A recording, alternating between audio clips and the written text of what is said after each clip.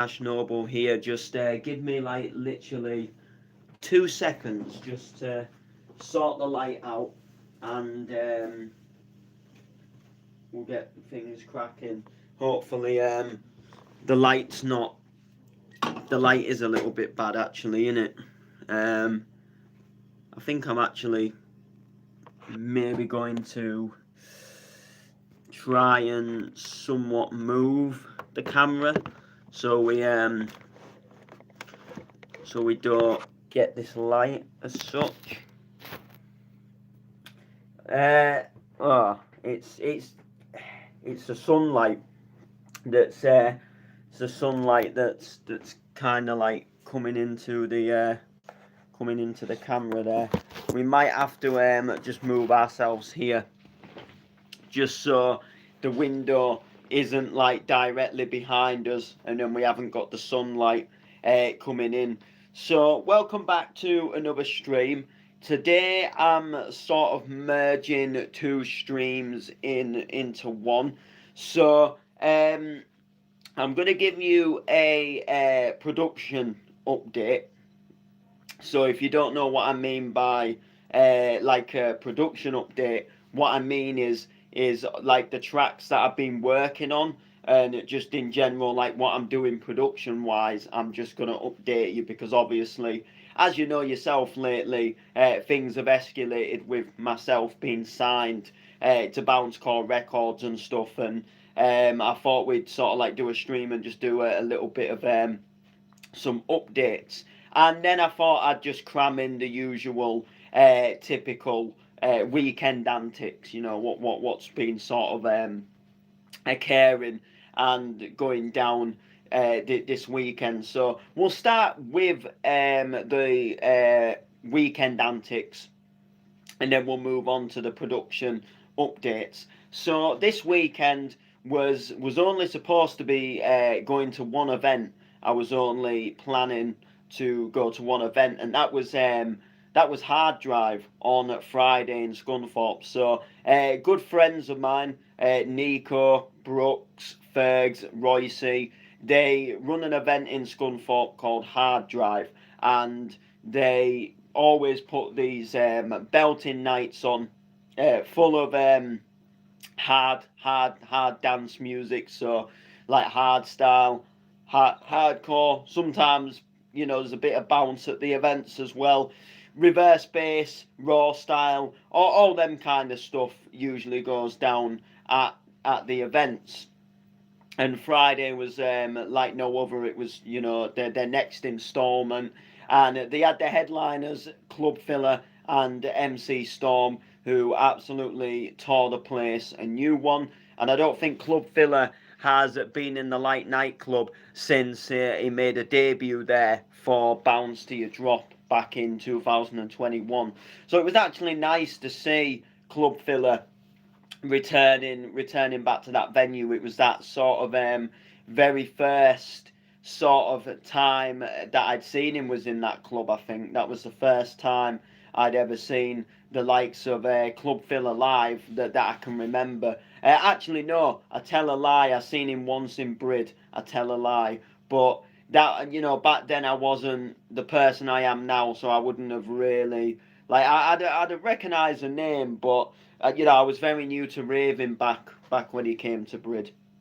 So they put the hard drive on, and it was a really enjoyable night. And they always bring good vibes. And since they moved it to the Light Club, it definitely feels for me like the event has just moved up to the next level. Because I'm not gonna lie, when they first said there was moving to the Light nightclub, I was a little bit like unsure in my mind if it was going to work, because I do know the Light nightclub is known as being like a very commercial nightclub, and a very sort of place where a lot of the town people go after they've had a few drinks in the local pubs, and then when the pubs shut they'll all go on into the Light, and it'll be all sort of like the deep house remixes and tech house remixes of the chart tunes, and just your typical commercial club. So coming in and sort of playing sort of like reverse bass and hardstyle and hardcore and all this other stuff.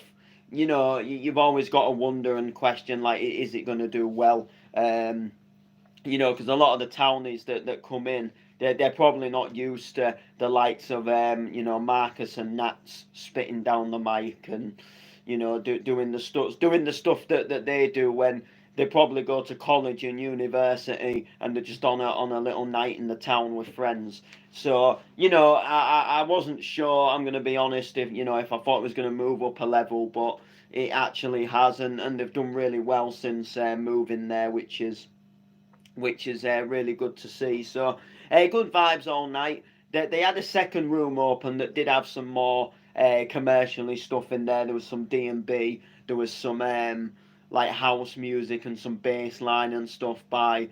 I think it was in Insight. I think that's what it was called. They sort of hosted the second room, and when the guy was dropping some D&B stuff, I did actually get an opportunity to grab the mic, which was enjoyable.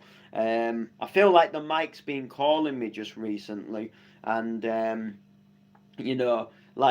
need to do a little bit more MCing again. But I don't know why, because I feel in my mind I definitely still prefer the DJing, but I do kind of feel like I want to do some more mic stuff. But I think the hard thing for me is finding that balance, because I love sort of the way the DJing's going at the moment and the production. So I don't kind of want the MCing to take over that, and I want to kind of, like, I'd love to be able to do like all of it, which I kind of do in a way, but I definitely do more like DJing and producing as opposed to MCing. But it would be like kind of nice to get that balance where people don't just go, oh, you're an MC, or people don't just go, oh, you're a DJ. Like, people to sort of like think, oh, this guy can do both.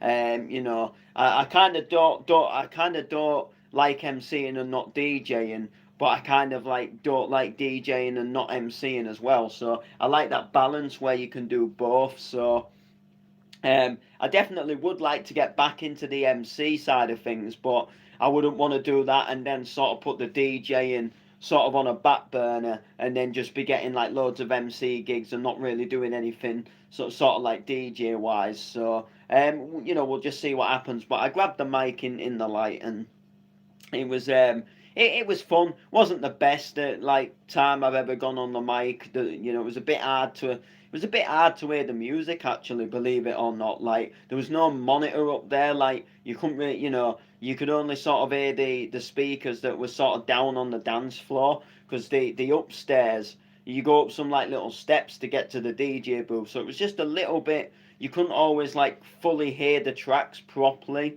And there was another guy who was like actually on the mic, and I think it was maybe his mic, and he was all for like letting me have a go, but then like you spit a couple of words and he's grabbing his hand out to grab the mic back, and I'm thinking, at least let me have a good go when the drop comes in. And then I had the mic at one point and the drop came in and it was quite vocally, and he said like, this is too vocally, I'll pass you it back. And then like this real sick drop come in that wasn't vocally, and he just spat on it himself, and I thought, if you'd have passed it back then, I would have gone in.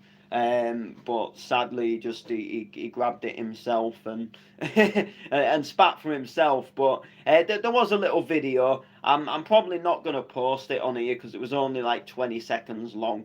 If there'd have been a couple of videos and I could have made it like to 40 seconds or a minute, then I probably would have posted it. But it was like just a little 20-second video. It's not the best video in the world, so I mean, it probably could go up as like a YouTube short, but I just don't really see the point, to be fair. Like, there's nothing to prove in it. There's nothing to, it was just, I grabbed the mic and I put it on my Instagram story yesterday, but there was nothing to really, to get excited about. It was just a simple, pick the mic up. So the event finished at 6 in the morning. It's like a real late sort of like finish, and I think we left about quarter past 5, or something like that. Um, and we like just grabbed a quick bit of food. I got like just a portion of chips, and um, we sort of just like, you sit down after a rave, and then you actually realise like, oh, I'm actually done in now. And then we set off, and I actually ended up like literally getting home about 7:30. It was literally daylight as well, so you come out and it's like daylight, which was like a crazy thing. And then I went to sleep and didn't wake up till like 2:30, sort of yesterday afternoon, and then I was just having a chill day, sat on FL doing the usual, and sorting some stuff out, thinking about upcoming gigs and sets and stuff, and I had a good chat with another DJ who gotta thank him so much because he sent me some promos over of some of his upcoming releases and some of his upcoming tracks that were fit that was gonna fit that's gonna fit the theme of some of these well, for a Pacific gig that I've got coming up, it's a private party, and they want me to play an hardcore set. And what I was gonna say is they want it to be like sort of very vocally and very cheesy. And there's like other people playing on this birthday as well. So it's like a lineup of a couple of DJs, and I just thought some of them, they're gonna do sort of like some of the tunes I was thinking of. So I was trying to think like how could I still keep it like very cheesy but go a little bit different to sort of to sort of what the other people are going to do, so I still sort of sound a little bit unique and different.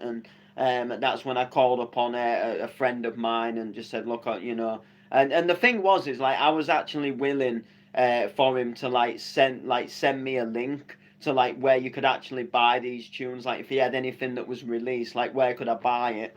And like legitimately when I got paid, I would have paid for the track, because like I believe in I do believe in supporting labels, and I do believe in like not just getting everything for free, and for like buying stuff. And like that's why I said to him, I said, send me a link to anywhere, like if you've got a track out, because stuff, especially like what with him being hardcore, like a lot of his tracks will go up for like 99p or something.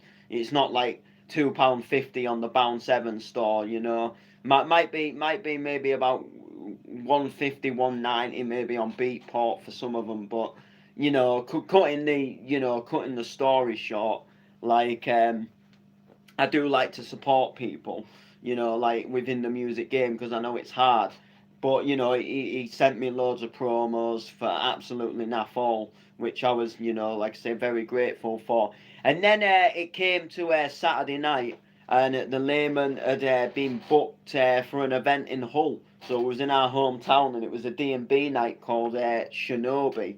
And I wasn't I wasn't really planning as such to go.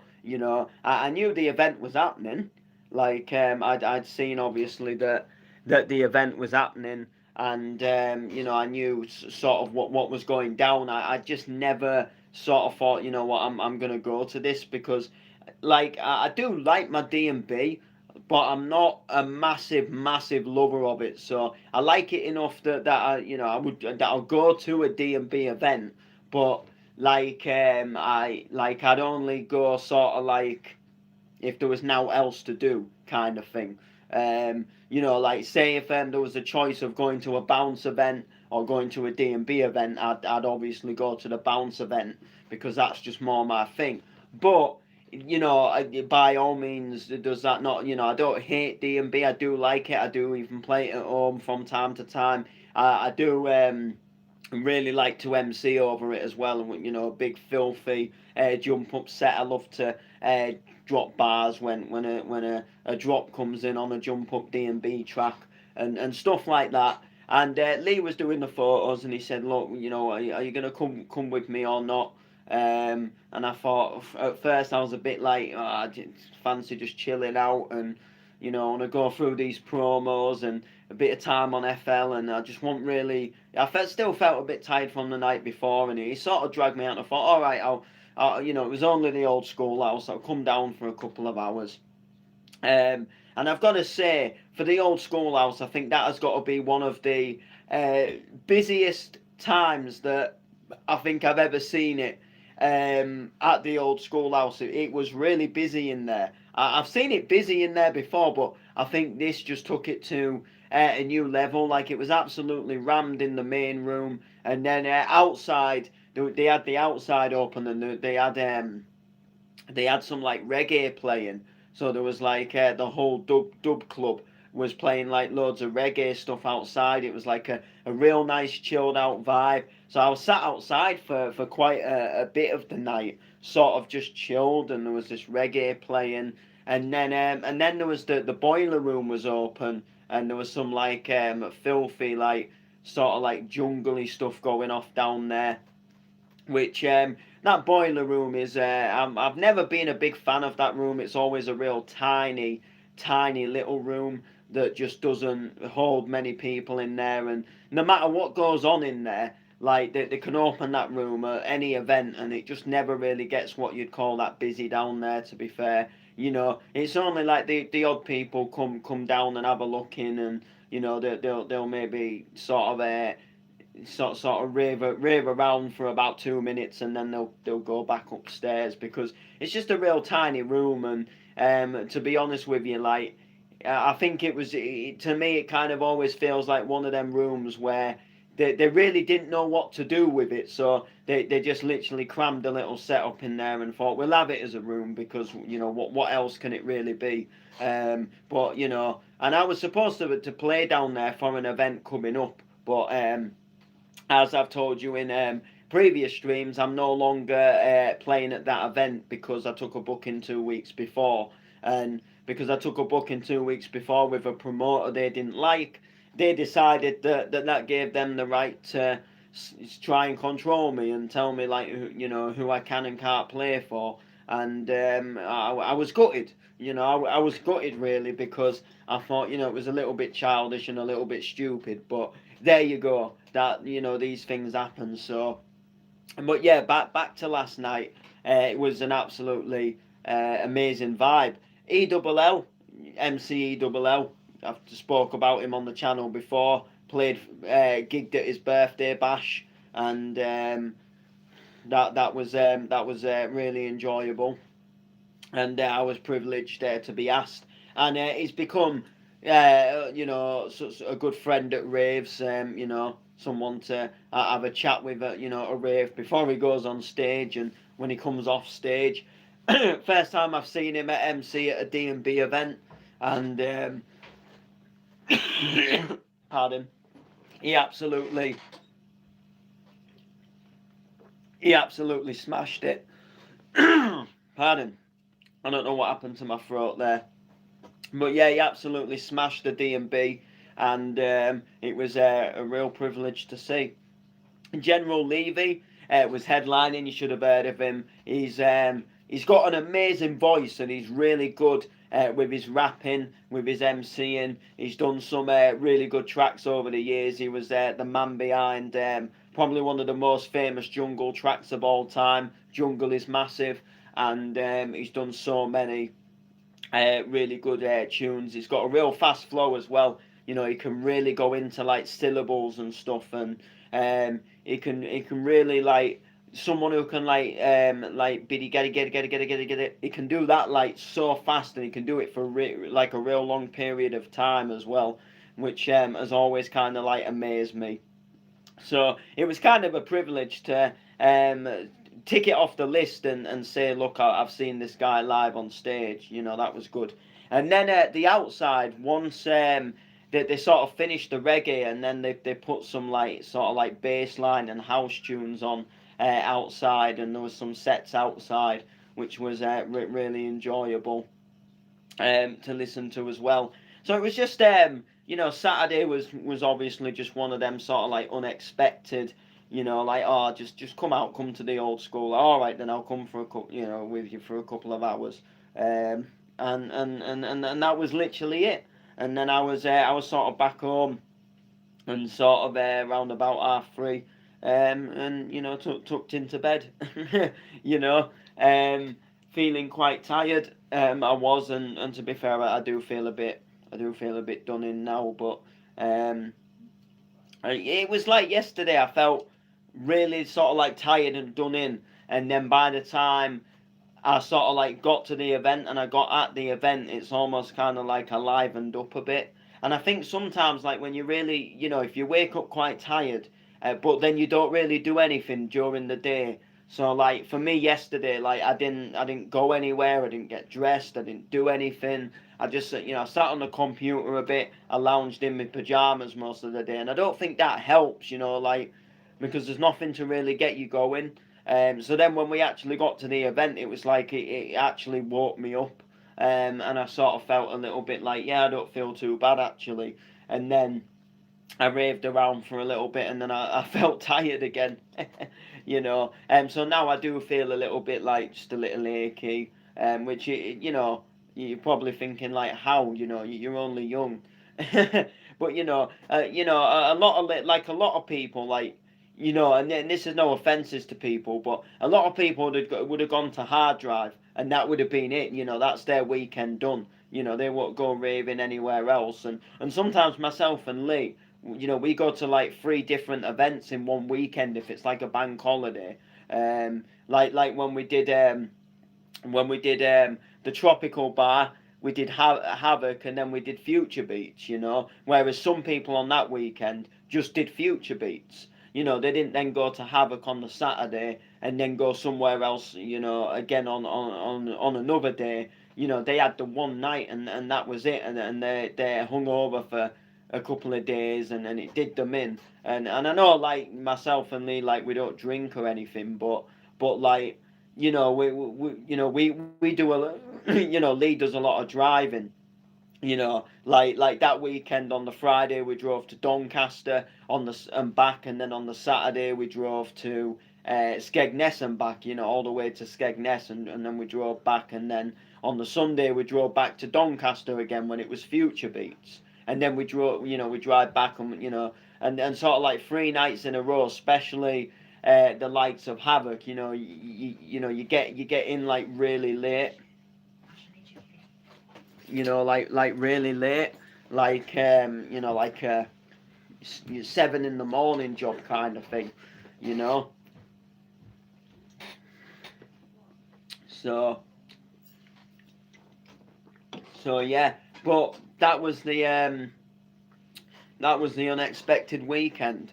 So without that being said, let's move on to the production updates. Yes, the ever so amazing production that I'm really enjoying at the moment. So, you may or may not be aware, if you've not watched the other streams, you'll be unaware. But I shared some good news about a week ago that I had been signed to Bounce Core Records. So Bounce Core Records is a digital record labeled site, and it's just it's essentially a website where you can like buy and download like remixes and bootlegs. Essentially, it's like a Bounce 7 store, but it's like a smaller Bounce 7 store, if you get me. So it's not as big as Bounce 7, but it's like a similar website. So the website's very similar. The way it works is very similar, and I got signed to them. I already played for their radio station, which I do a show every Tuesday on Bounce Core Radio, and it was just a really fun vibe. Really fun vibe in general. And what I was gonna say is that it's like really enjoyable to do. So I got signed up to them. I was very happy, and they signed my debut track, my debut release with them, which was my remix of Olive, You're Not Alone, and that came out on Friday. So on Friday that was available, and it still is available now. You can buy the track for £1.50 on bouncecorerecords.co.uk. And again, I was really happy. I was really buzzed. I was really trying to push for more people to support it though, because it was my sort of like, my debut release on this new label. I was quite excited, sort of, because Layman Productions, I love Layman Productions, but we do a lot of like reggae stuff on there, and we do like the rap tracks, and it's not just about always putting my latest bounce track on there. So although I do put some of my stuff on there, I've done 2 bounce tracks on there. I wanted somewhere where I could kind of like do some other stuff that wasn't necessarily my Layman Production stuff. So I was very buzzed, and it got support, which I was very happy with, but it didn't get like a great look. Like, I'm gonna be completely honest, like I thought more people would like, like not even just about necessarily buying the track, but I just thought more people would like at least like comment just to say like well done, or like, this is fantastic news. And not really many people did. Like, I put a post up and I tagged it, and I think about 8 people liked it, and a couple of it maybe had something like 2 or 3 comments, and that was it. And I just felt a little bit like, like I'm out there all the time buying tracks and sharing people's tracks, and yeah, it wasn't the best track on earth, and yeah, I haven't been signed to the biggest bounce label going, but for me, it's a start, and it's like it's the next journey for me. It's the next step. And I feel like I've had more support with people sort of like inside the label, like other DJs that play on the station and upload, and release on that label as well, than I have like people outside, like, even like believe it or not, like relatives online, like aunties, and like, I just thought that that it's quite big for me, and all it would really take is just a comment to say like well done. And I just sometimes, like, I know like you lose a lot of support when you get, when you do things, because people get jealous, but I just, on a serious note, I thought this was quite a step up for me, and I just thought, like, on an actual level, I just thought a couple more people would at least just say thank you. I know, like, relatives aren't gonna go on there and like buy the track, because they don't DJ themselves, but I thought they'd maybe at least like listen to the preview, and or they'd at least, like I say, text and say like, oh, well done, on whereas that didn't really happen. But we push, and we move forward, and you for the way I see it, forgive but don't forget, because when they get an achievement, or when something goes really well in their life, where, all I'm saying is where am I going to be to say sort of like well done? Do you know what I mean? Like, because I'm thinking, like, so to me, support works both ways. Like, if you aren't gonna like and share and support stuff I'm doing, I ain't gonna do the same back. I ain't gonna do the same back to you. People that support me and share me, I've got time to support and share them back, because we're helping each other out, and we're all sort of I don't want to say we're in a race to get to the top, because I'm not like overly fussed about getting to the top. Like, I just enjoy music, and I want to do well with music, but I do like genuinely just enjoy it.